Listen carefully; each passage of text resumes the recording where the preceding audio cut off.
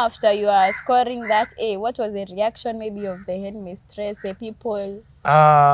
It was very amazing and strange, and until they almost cancelled my results. Cancel? Yes, they almost cancelled because they couldn't believe that that school can produce an A. Because all the years it has studied, that nobody had ever gotten such a grade. Yeah. So they almost cancelled it. It is the headmistress who intervened.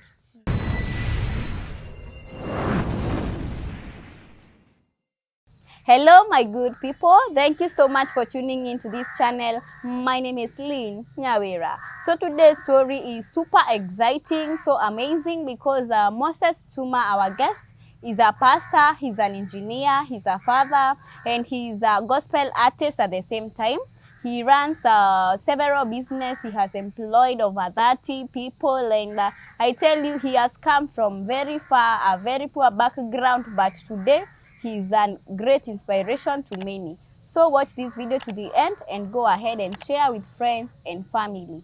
So, Mr. Moses, Yeah. good afternoon. Good afternoon. You're fine, huh? I'm very fine. Yeah, welcome so much at Kenya Young Journalist. It's a great honor and privilege to have you here. Okay. Yes. Thank you so much, Lynn, and the whole team. Yeah. I'm grateful for this opportunity. Yeah. Yes. So you can maybe brief us about yourself, huh? Yeah.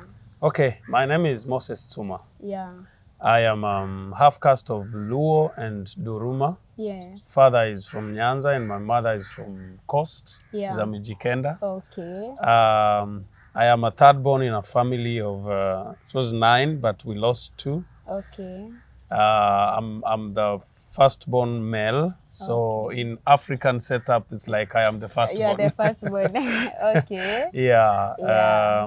By now, I am married. Yes. I have a wife and 3 beautiful girls. Wow. And we live in Likoni, Yes. along the Shelly Beach. Okay. That's where we live. Yes. We also do ministry. I am a pastor, and the church is along the Shelly Beach Road. Okay. Yeah, it's called Lifeway Pentecostal Church. Yeah. I am the senior pastor of the Shelly Beach branch. Okay. Yeah, my story is long, Yes. but full of the doings of the Lord. Yes.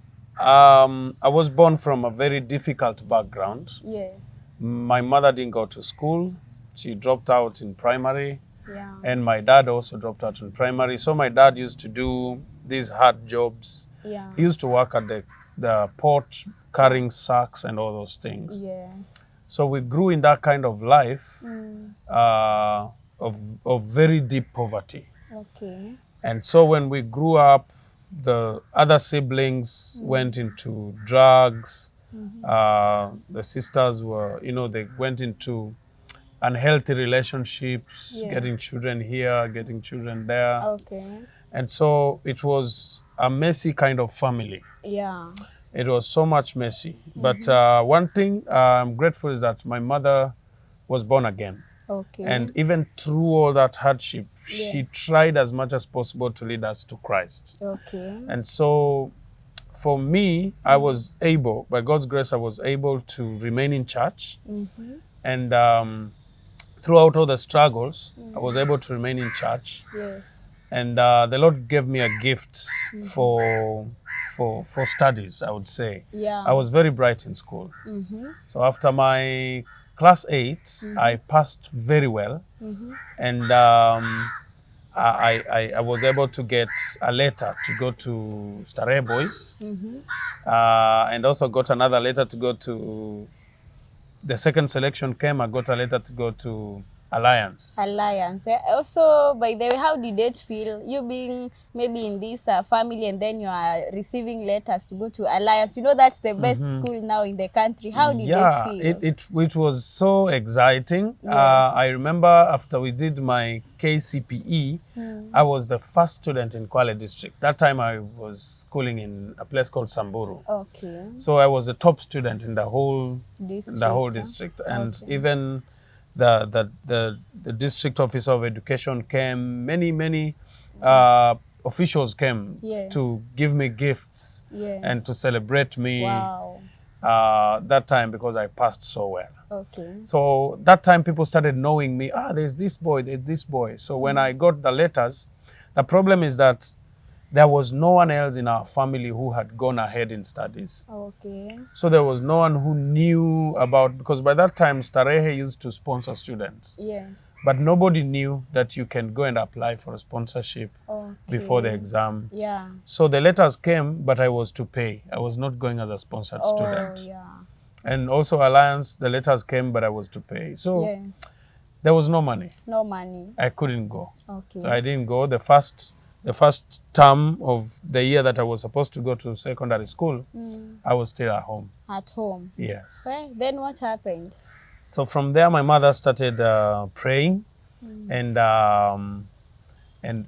she started walking around with my papers, the result slip, Yeah. and the calling letters Yes. for Alliance and Starehe. She tried to go to wazungus and politicians Yeah.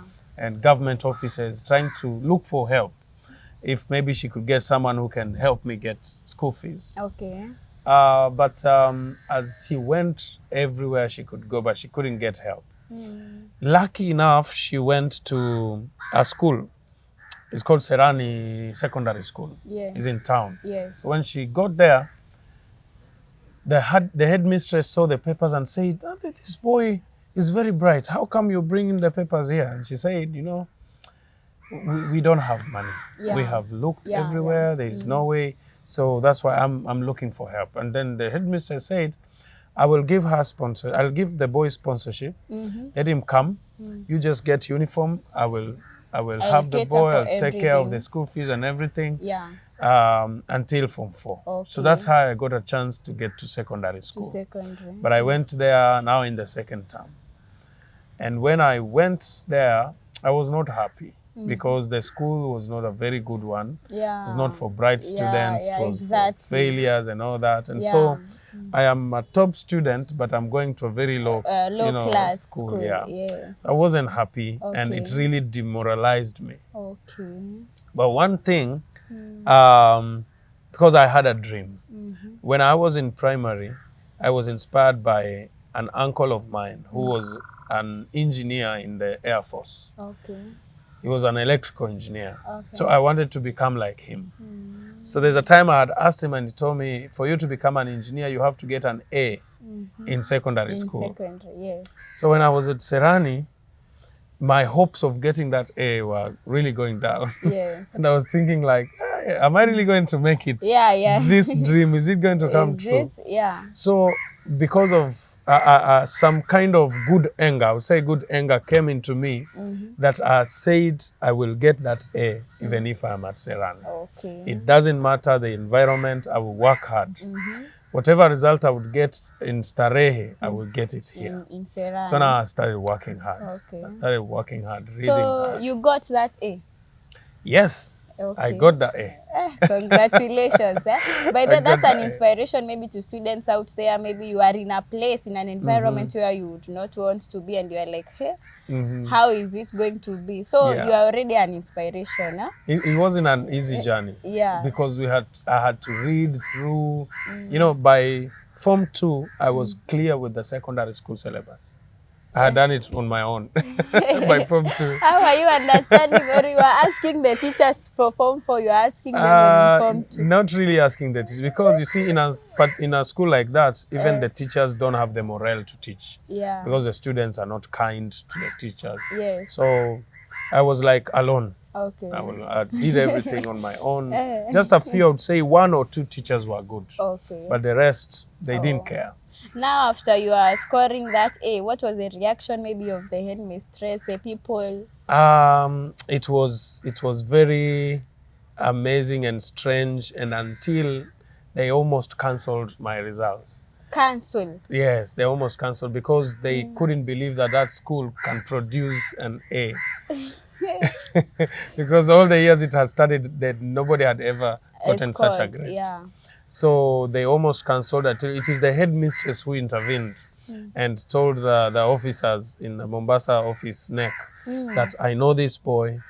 from the primary school results. Yes. I know him. He's been working hard. He's been Yes. spending sleepless nights. Yes. You know, I was sleeping in school like it was a boarding school, but it was not a boarding school. Yeah. So I'm sleeping on desks. I read, I sleep there, I wake up there, I take shower, I go to class. You know, and I food? lived there. Food, just get help from friends, students. Some teachers come and find me. They give me some money. Yeah, just like that. Wow. So that you are so much in a driven, huh? Self-driven. I was self-driven. Okay. And because I had a target. Oh. I had a target. You know, in this life, if you don't have a target, then you cannot focus. Wow. Yeah. Yeah. So now let us go now to the campus life now. Yeah. So campus life, again, see, then again in my family, because nobody was ahead of me to advise me. You are the first one. Yeah. So when I got the results, there was some application that was supposed to be done. Yes. You apply for the course. So I was late to do the application for university courses because I didn't know. I thought you just stay there and you get a letter from, you know. From any. Yeah.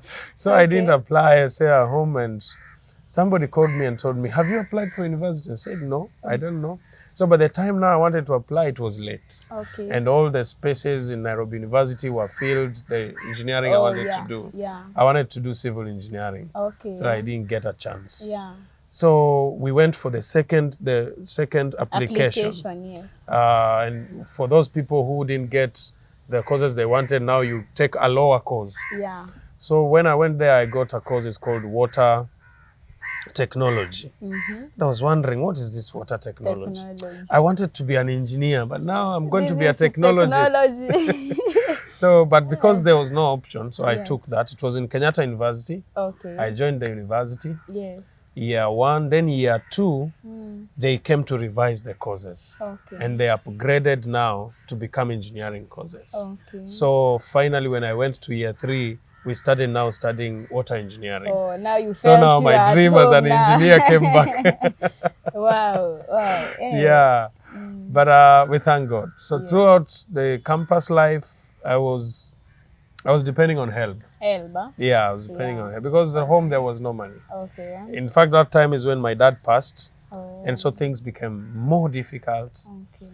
I was using my help even to feed my family. Oh, wow. So I take kidogo, I pay school fees, I take kidogo, I buy food, and then I take kidogo, I send home to mom. Oh. So they are surviving with that. But then during holidays, the long holidays of university, I used to come back to Likoni and do business. Huh? So I would cook cakes, you know those small cakes of 5 bob? Yeah. I would cook those ones and then I would walk mtaani and Selling, sell. Dala. Hard work. Yes. Okay. So at least I could get money to buy clothes, get money to support my family. And to save for the term.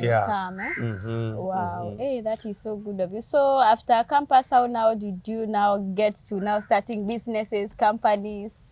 Yeah, after campus, it wasn't easy because I thought when somebody goes to the university and they come out, automatically they get a job. So I was there expecting to be called, hey, there's a job here, there's a job here. But I didn't get. You see, one problem is that when my dad passed on, there was no money to transport the body to Kisumu. So I used part of the help money, part of the school fees to transport my father to go and bury. Okay. And so there is one semester that I did not do. So by the time everybody else was completing our course, I had 1 semester remaining. I had deferred. So I was to go back and do that. So by the time I was going back, the course had changed so much. Units were changed, and so I couldn't do it at that time. They told me to wait. They were trying to arrange some things and change the courses and some units. And so I was late. So by the time around 2010, I got a call from a government officer. There's a job they were calling me for to become a water officer in a tribunal, in an environmental tribunal. It's a parastatal. because they were looking for somebody from a marginalized family. Oh. So in the whole of Kwale County, I was the first water engineer. Wow, congratulations, man. So when the call came, they were looking for somebody, a water engineer in Kwale County. They found me. They called me there. But when I went there, I did not have my degree certificate because I had not graduated yet because of that one semester. Jesus. So I lost the chance. It was a big job. They were to pay me 250K. They would give me a car and give me a house in Nairobi. But I missed that chance. Missed it. Anyway, all things work together. They for work good, together right? for good. Yeah. So when I missed that chance, I started to hustle. And somebody told me in Rwanda, the country is new. They just came from genocide and they're looking for engineers. So he told me, why don't you go and try your luck? So I looked for money and I went to Rwanda. Okay. Yeah. I reached Rwanda miraculously. Okay. Because there I didn't know anyone and I did not have money. Yes. So I remember the night that I arrived there, there is a boy that I lived with in Nairobi before I went to Rwanda after I finished my campus. Yes. There's a boy I hosted. He had come from Uganda to Kenya and he got lost. I saw him in the streets. I helped him. He lived in my house. But he was there looking for a way to go to South Africa. He was looking for visa. So I housed him until he got a visa and he went to South Africa. Yeah. So when I went to Rwanda, when I landed at the stage, I actually used bus.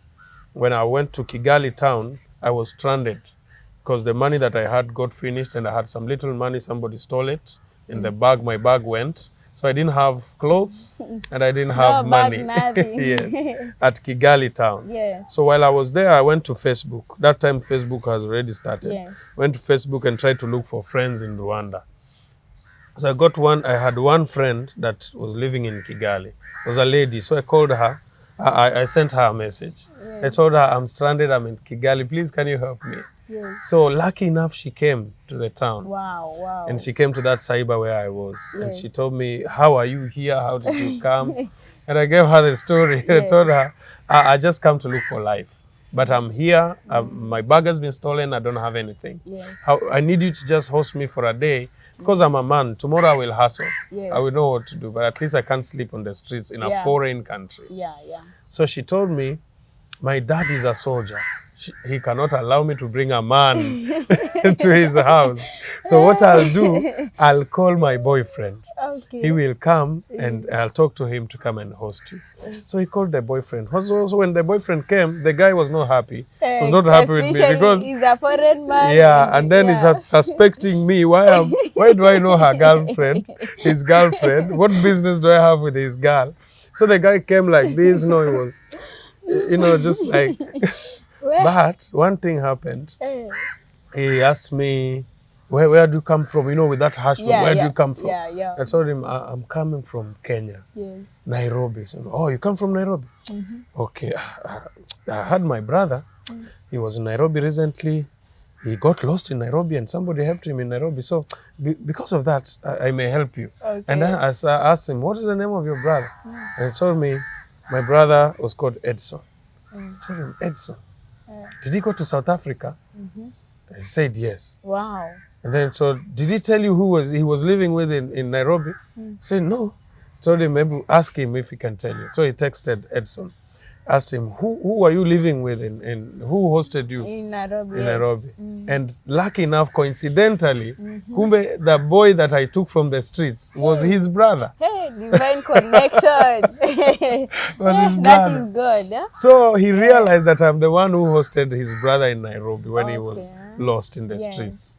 So the guy was so compassionate and so sorry and he was so good. He took me to his house. He told me, stay as long as you want. You will get everything, until you get a job. Yeah. So I stayed in Rwanda for about 3 months. I looked for a job, but I didn't get. And then, there, for them to employ locals is not easy. It's not, okay. So while I was there, I decided, let me go to Congo to look for gold.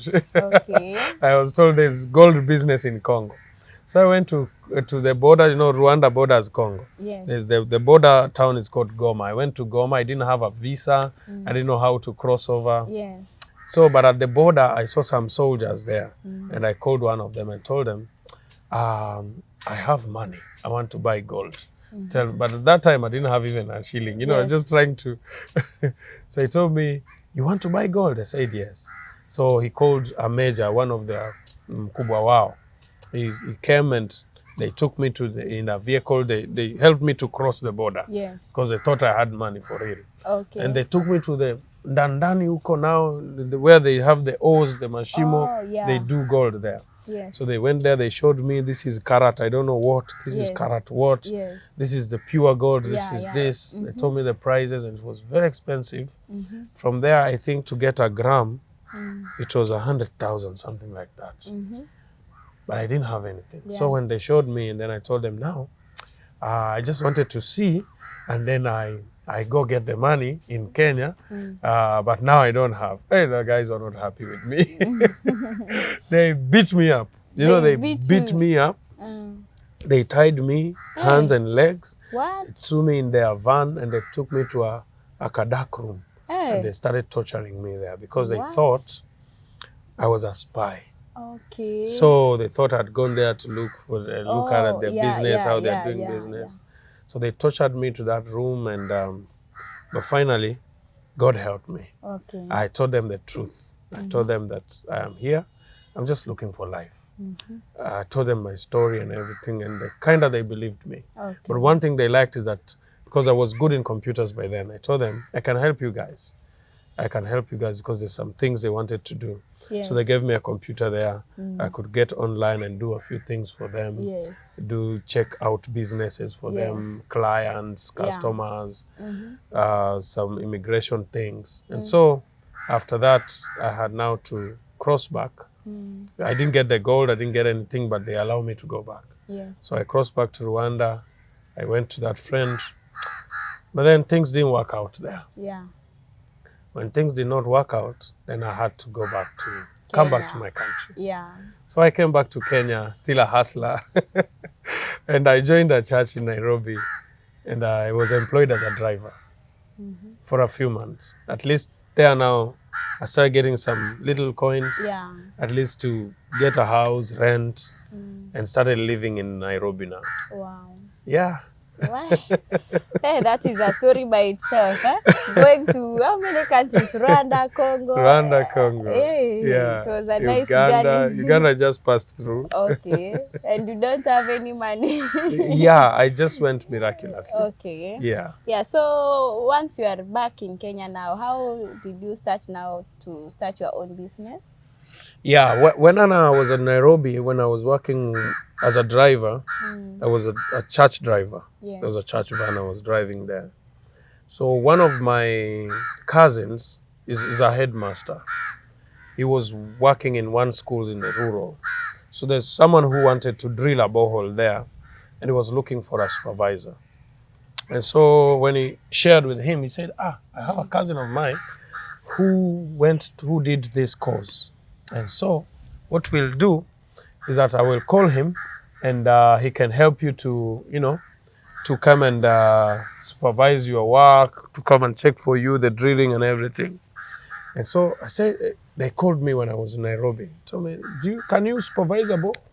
I said, yes, although, even from campus, I had not done anything related to what I had studied. Of course, yeah. But I believed I could do it. So I came, it was somewhere in Kwale County. I came, I saw the site, and because he didn't know the people who can drill the companies, I told him, let me get a company for you. So I went to Mombasa town, and I found a drilling company. I asked them, how much can you charge for drilling a borehole? And they told me, here we charge 5,000 for 1 meter. Yes. I told them, this client wants to drill 200 meters.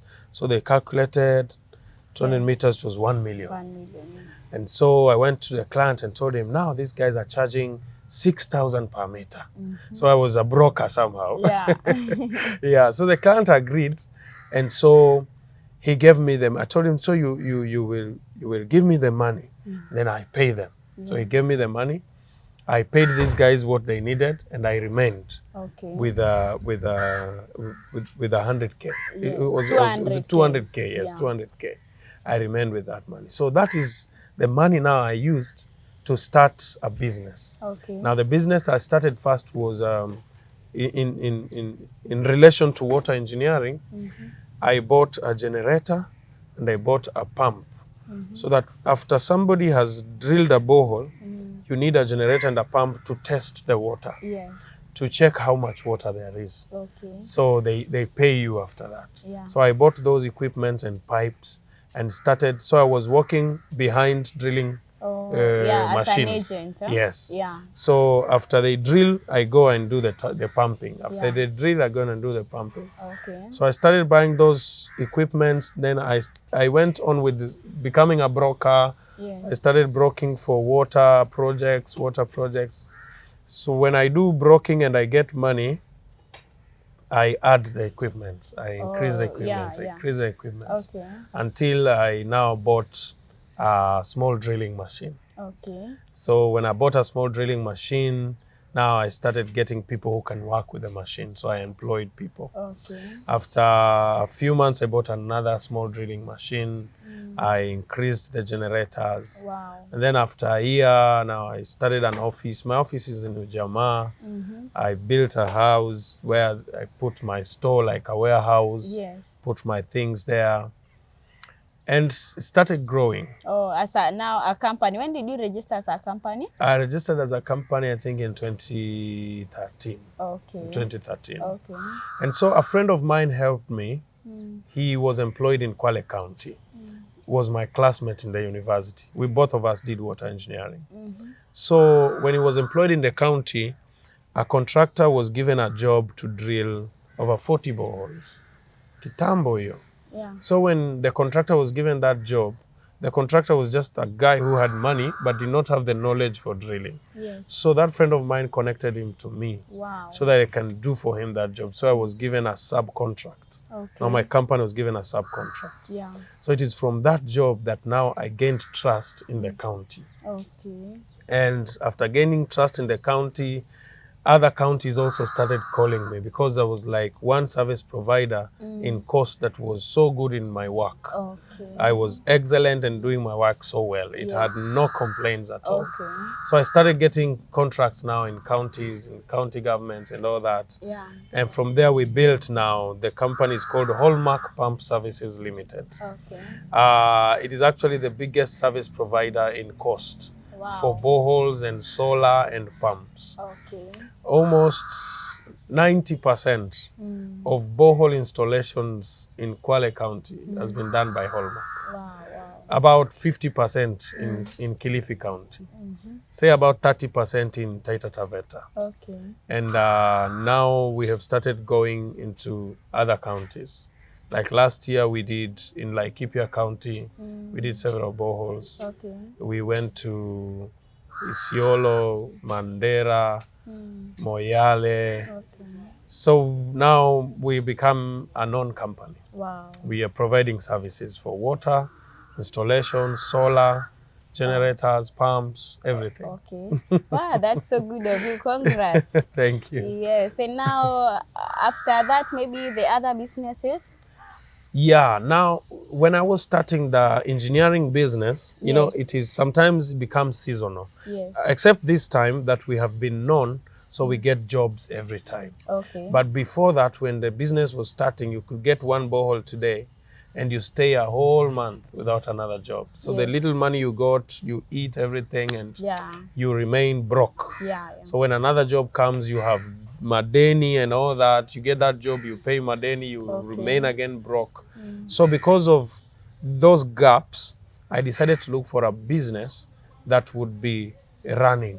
So that when these engineering jobs are scarce, at least there could be something that is giving me money. So what I did is I decided to start a school business. Okay. I'm not a trained teacher myself, but I just started by faith. Yeah. Yeah, so I just took a building and wrote posters and said, hey, a school has started. And, and I started a primary school. Okay. People came and there's a guy who came and told me, have you registered your school? I said, no. Told me, it will be closed. You need to register. And I told them, those people who will be coming to close, they are the ones who will help me to register, because I don't know how to register at school. Yes. I don't know how to do school business. Yes. I'm not a teacher myself. Yes. So, but I started, and so students came, and I was the teacher myself. I was teaching them. Yes. And I got a few other friends from Tani, they were helping Yeah. me to teach. So, but then later, the officers of education came, and they found us, we had over 40 students. And they said, you need to register this school. Why are you running a school illegally? I told them, you give me the ways to register, because I don't know. I was waiting for you guys. Yeah. So they give me the procedure, and I was able to register the school. Wow. And it ran so well for 1 year, the primary school, but then it failed because the primary school, according to me, had so many challenges. Yeah. They are small children. When their parents don't pay school fees, you can't send them home Yes. because they are very young. Yeah, sure. When they don't pay money for their lunch, you can't wezi kunyima mtoto chakula, Correct, you know. correct. So you have to give them food, yet their parents have not paid. Yes. So business-wise, it was not okay with me. Because now here I am also human. I want to help these kids. Yes. But their parents are not paying. not- So at the yeah. end of the day, I'm getting losses. Yeah. So I decided to change from a primary to a secondary school. Okay. So I changed to a secondary school, and now secondary was easy because if they don't pay, you send them away. Yeah, They are big boys and girls, yes. Yeah. And so I have run the school now. It has done KCSE. I think this year they'll be doing the 7th time. 7th. Yes. Wow. Hey, KCSE. that is so wonderful. And we have produced students. We have students in the university. Yes. We have one student in the army. We have one student employed with Safaricom Wow. as IT.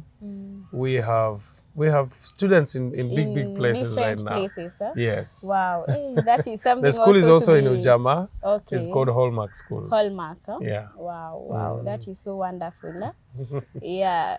So I think right now we are done with that, or you have any other business? Well, the others were small businesses. Okay. The ones just for, just to keep money running. Oh, exactly. Yeah. Wow, all right. So thank you so much for sharing that part with us. I know many have been inspired. And so my people, we have not come to the end of this interview. As you can see, I told you this man has a lot. And so in the next video, we will be sharing on the ministry life now, because he's a pastor and he's also a gospel artist. He has several songs even in the YouTube. You can check out Moses Tsuma and also follow and subscribe to his channel. So welcome, and go ahead and share this video, and also the next story I know you will also learn. It is going to be more impactful and more interesting. Thank you so much. See you on the next video. My name is Lynn Nyawira.